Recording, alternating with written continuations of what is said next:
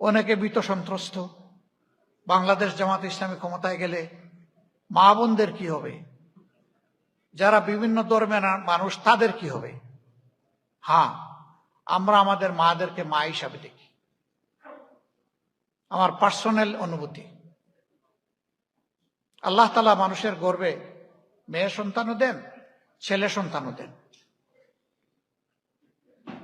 এই মেয়ে সন্তানটা যখন বড় হয়ে পরিণত বয়সে পৌঁছে যায়, তখন তাকে পরিবার গঠনের জন্য অন্য একটা পরিবারের হাতে, একটা মানুষের হাতে তুলে দেওয়া হয়। কিন্তু এই যে মেয়েটা গর্ভে নেওয়া, বুকের দুধ খাওয়ানো, বুকের বিছানায় তাকে আশ্রয় দেওয়া, মানুষ হিসাবে গড়ে তোলার জন্য লালন পোষণ করা, বিয়ের বয়স হওয়া পর্যন্ত, সে কর্ম উপযোগী হওয়া পর্যন্ত মা বাপ তো শুধু তার সেবাই করে গেল। কিন্তু সে যখন সেবা দেওয়ার বয়সে উপনীত হলো, তখন ওই মা বাপ তার সেবা নিলেন না, বরঞ্চ একজন যুবকের হাতে তাকে তুলে দিলেন উপহার হিসাবে। দুনিয়ায় মানুষ উপহার দিয়ে খুব খুশি হয়। একটু আগে এখানে ফুল দিল না লোকেরা, ফুল দিয়ে আবার ফটো পিক করলেন, খুশি হয়, আনন্দের বন্যা বয়ে যায় অনেকের।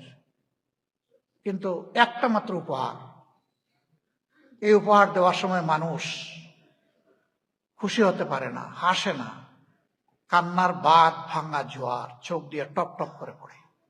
এটি হচ্ছে ওই যে গোলাপের চারাটা উনি লাগিয়েছিলেন, যার নিচে তিনি সার দিয়েছেন, পানি দিয়েছেন, আগাছা নিংড়িয়েছেন, কীট পতঙ্গ থেকে তিনি হেফাজত করেছেন।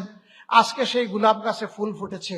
সেই ফুলটা এখন যুবকের হাতে তুলে দেওয়ার সময় মা বাপের অনুভূতি হচ্ছে, বাবা আদরে যত্নে ভালোবাসায় যে গোলাপ ফুল আমার বাগানে ফুটেছিল, ও গোলাপটা আজকে তোমার হাতে তুলে দিলাম, আমার গোলাপটাকে তুমি বাবা যত্নে রেখো।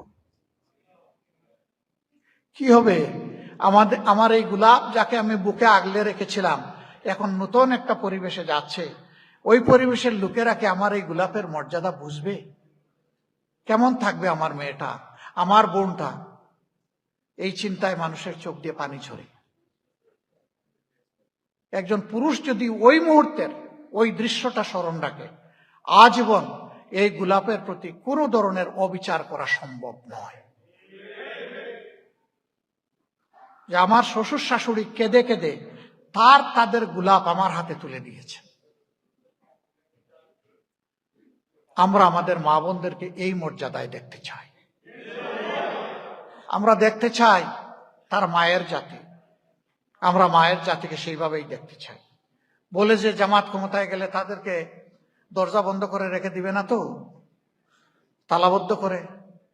আমরা বলি যে এত কোটি কোটি তালা কেনার টাকা আমাদের হাতে নাই, বরঞ্চ তাদের দরজায় তালা পড়বে না, দরজা খোলা হবে তাদের জন্য, এবং সভ্যতার মিছিলে তারা নেতৃত্ব দিবেন ইনশাআল্লাহ।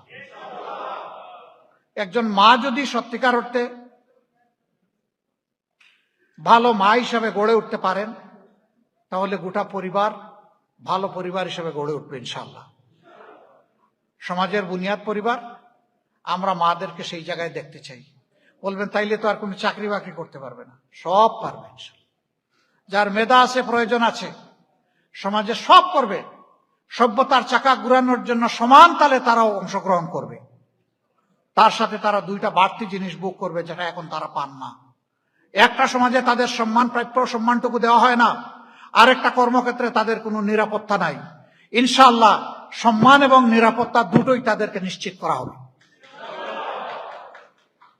তারা উচ্চ শিক্ষা নেবেন তাদের মেধা অনুযায়ী, সমাজের অগ্রগতি উন্নতিতে কাজ করবেন তাদের প্রয়োজন এবং যোগ্যতা অনুযায়ী। বলে অন্য ধর্মের লোকদের কি হবে? সেই লোকদেরকে যে আল্লাহ পয়দা করেছেন, আমাদেরকে একই আল্লাহ পয়দা করেছেন।